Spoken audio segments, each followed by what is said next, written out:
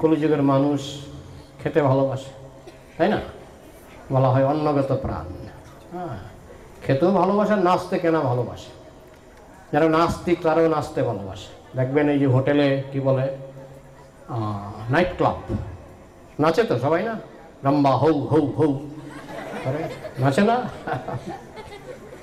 তো নাচতে সবাই ভালোবাসে। ভক্তরা ভগবানের জন্য নাচেন, অভক্তরা ইন্দ্রিয় তর্পণের জন্য নাচে। অভক্তরা নাচে তথাকথিত ফুর্তি করার জন্য, আর ভক্তরা নাচে ভগবানের ফুর্তির জন্য। বুঝেছেন? তো এইভাবে নাচো গাও ভক্ত সঙ্গে করা সংকীর্তন, ভক্ত সঙ্গে কীর্তন, নাচো গাও আর প্রসাদ। হ্যাঁ, তো সেটাই কৃষ্ণ বলছেন যে আমি খাই, কিন্তু কতগুলি কন্ডিশন রেখেছেন। একটা কন্ডিশন হলো পত্রং পুষ্পং ফলং তোয়ম পত্রম, পাতা। ভগবান পাতা খান, তুলসী পাতা খাবেনই, অবশ্যই খাবেন ভগবান। আরও তো কত পাতা আছে, আমরা যেটাকে বলি শাক, স্পিনাচ। মহাপ্রভুর খুব প্রিয় ছিল, বিভিন্ন রকমের শাক মহাপ্রভুর ভীষণ প্রিয় ছিল শাক। এগুলো হলো পত্রম। পুষ্পম, পুষ্পমও আমরা মাঝে মধ্যে খাই, যেমন বকফুল খাই তো না? পত্রং পুষ্পম। ফলম, ফলের মধ্যে তো অসংখ্য আছে, আম জাম কাঁঠাল কত রকমের ফল আছে। পত্রং পুষ্পং ফলম। তোয়ম মানে তরল পদার্থ, দুধ শরবত, এগুলিও ভগবান পান করেন। পত্রং পুষ্পং ফলং তোয়ম। তো ডিম্বং মাংসং ভগবান বলছেন নাকি শ্লোকে? ডিম্বং মাংসং বলছেন না। তা এখন বিশেষ করে আমি দেখেছি বাংলাদেশে অনেক ভক্ত আছে, বাংলাদেশে খুব লম্বা করে তিলকও কাটে, কণ্ঠিমালাও পরে, বাড়িতে গেলে মাছটা চলে। তো এটা নিয়ে অনেকেই প্রশ্ন করেন যে ভগবানের কাছে, এটা কিন্তু সবাই জানে কৃষ্ণের কাছে মাছ ভোগ লাগে না। কি মাছ ভোগ লাগে নাকি? কৃষ্ণের কাছে মাছ ভোগ লাগে না। আর ভক্তদের বলা হয় প্রসাদ ভোজি, প্রসাদ ভোজি। প্রভুপাদকে একজন প্রশ্ন করেছিলেন যে প্রভুপাদ, আমি নিরামিষ খাই, পরের জন্মে আমি কি হব? প্রভুপাদ বলেছিলেন তুমি পরের জন্মে বানর হবে। নিরামিষ খেলে পরের জন্মে বানর হতে পারবেন, গরু হতে পারবেন, ছাগল হতে পারবেন। তাহলে কি লাভ? নিরামিষ খেয়ে কোনো লাভ নেই। তাহলে কি খেতে হবে? প্রসাদ। প্রসাদ, প্রসাদ খেলে আপনি গোলক ধামে চলে যাবেন। এই জন্য ভক্তদের বলা হয় প্রসাদ ভোজি। তারা নিরামিষ ভোজি নয়, প্রসাদ ভোজি। তো যে সমস্ত জিনিস ভগবানের ভোগে লাগে না, সে সমস্ত জিনিস ভক্তরা পায় না। যেমন পেঁয়াজ রসুন, পেঁয়াজ রসুন ভগবানের ভোগে লাগে? লাগে না। তো বলতে পারেন ঠিক আছে, যারা ধার্মিক তারা খাক, আমরা ধর্ম টর্ম মানি না, আমাদের কি লাভ? আমরা তো মাছ মাংস খাবো, প্রোটিন, মাছের মধ্যে প্রোটিন, মাংসের মধ্যে প্রোটিন। হ্যাঁ, যারা খুব অভ্যস্ত, আমার মনে আছে একবার ইসকনের পক্ষ থেকে একটা বিশ্ব পর্যটন, মানে ভারত থেকে আমেরিকা, বিভিন্ন দেশে, ইউরোপ, বিভিন্ন দেশে কিছু লোক গিয়েছিল। তো বলা হয়েছিল যে আমরা ইসকনের মঠে মঠে থাকবো আর সেখানে প্রসাদ দেওয়া হবে। তো একজন পর্যটক যিনি বিদেশে যাবেন, উনি বলছেন আমার টিকিট ক্যান্সেল করে দিন। কেন? বলে আপনারা মন্দিরে মন্দিরে খাবেন প্রসাদ, নিরামিষ। আমি একদিনও, মানে মাছ মাংস ছাড়া একদিনও আমি থাকতে পারি না, মাছ মাংস ছাড়া একদিন আমি থাকতে পারি না। তো আপনারা খাওয়াবেন নিরামিষ, আমি আমার টিকিট ক্যান্সেল করে দিন। তো আমাদের ইসকনে দেখুন, এই যে বিদেশি ভক্তরা এসছে, তারা কিন্তু তাদেরও প্রতিদিনের খাদ্য ছিল মাছ মাংস, প্রতিদিনের খাদ্য ছিল। তারা এখন মাছ মাংসের গন্ধ সহ্য করতে পারে না। আমাদের থেকে বেশি মাছ মাংস খেয়েছে তারা। আমেরিকা, ইউরোপ, রাশিয়া, রাশিয়াতে তো নিরামিষ নাকি অনেক সময় কিনতেই পাওয়া যায় না।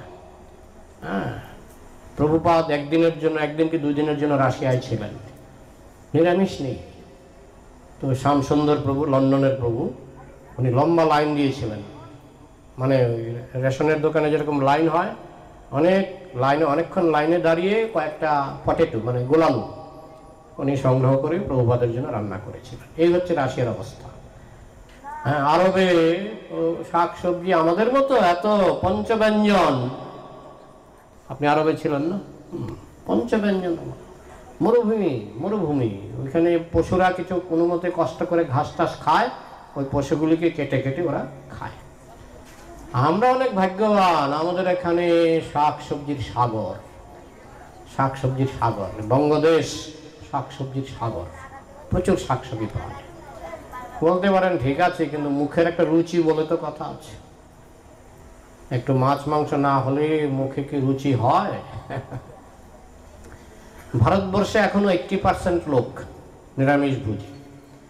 একটা সময় ছিল 100% লোক ভারতবর্ষে নিরামিষ ভোজী ছিল। এখনো ভারতবর্ষে বিশেষ করে পশ্চিমবঙ্গ, আসাম, ত্রিপুরা বাদ দিন, তারপর থেকেই শুরু হবে নিরামিষের প্রাধান্য।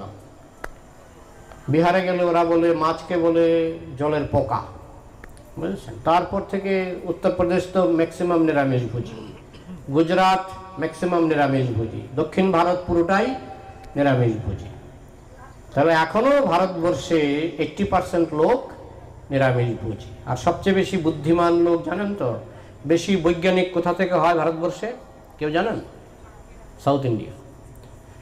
ভারতবর্ষের যত বৈজ্ঞানিক ম্যাক্সিমাম সাউথ ইন্ডিয়া থেকে, এবং ম্যাক্সিমাম নিরামিষ ভোজী।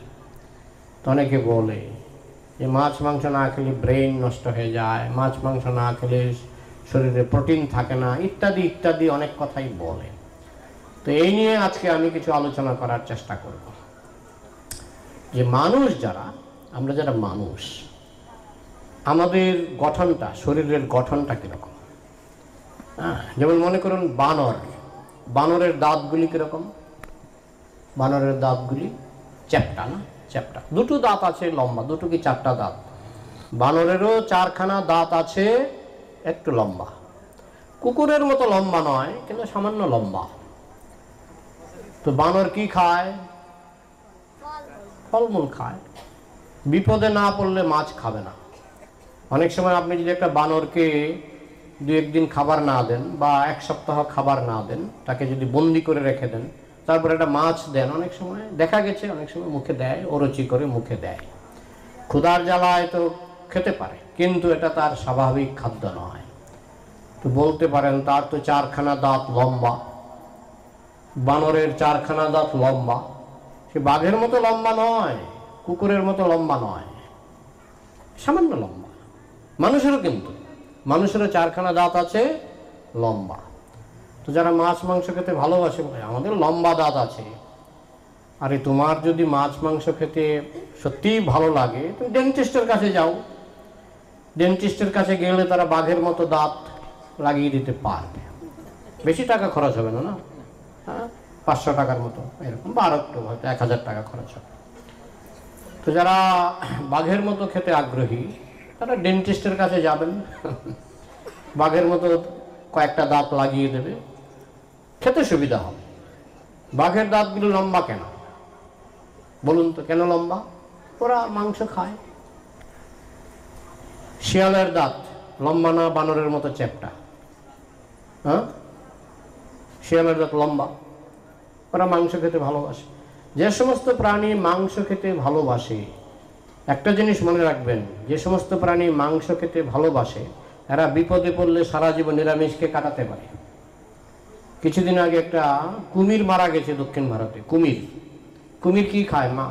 মানে আমিষ খায় না নিরামিষ খায়? আমিষ। কিন্তু দক্ষিণ ভারতে যে কুমিরটা মারা গেছে সারা জীবন নিরামিষ খেয়েছিল, সারা জীবন নিরামিষ খেয়ে বৃদ্ধ বয়সে মারা গেছে। তাহলে যারা মানে আমিষ খায় তারাও সারা জীবন নিরামিষ খেয়ে থাকতে পারে। একটা মানে বাঘও বিপদে পড়লে, আমরা তো দুধকেও নিরামিষ বলি, বলে দুধ তো প্রাণী থেকে আসে, প্রাণী থেকে আসলেও যেহেতু এটা রক্ত নয়, আমরা বিশেষ করে রক্তটাকে, রক্ত মাংস যেটা, এটাকে আমরা আমিষ বলি। আর উত্তেজক খাবার যেমন পেঁয়াজ, রসুন, মাশরুম, এগুলি আমিষ, উত্তেজনার সৃষ্টি করে।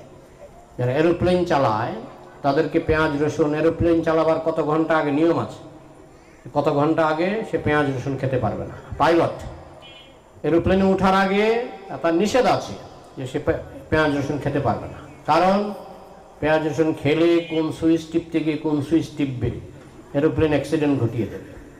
এই জন্য পাইলটকে পেঁয়াজ রসুন খেতে দেওয়া হয় না। দেখুন আমাদের শাস্ত্রে যেগুলি লেখা আছে না, এইগুলির পেছনে বৈজ্ঞানিক কারণ আছে। কিছু কিছু প্রাণী আছে চুমুক দিয়ে জল খায়, যেমন আপনি যদি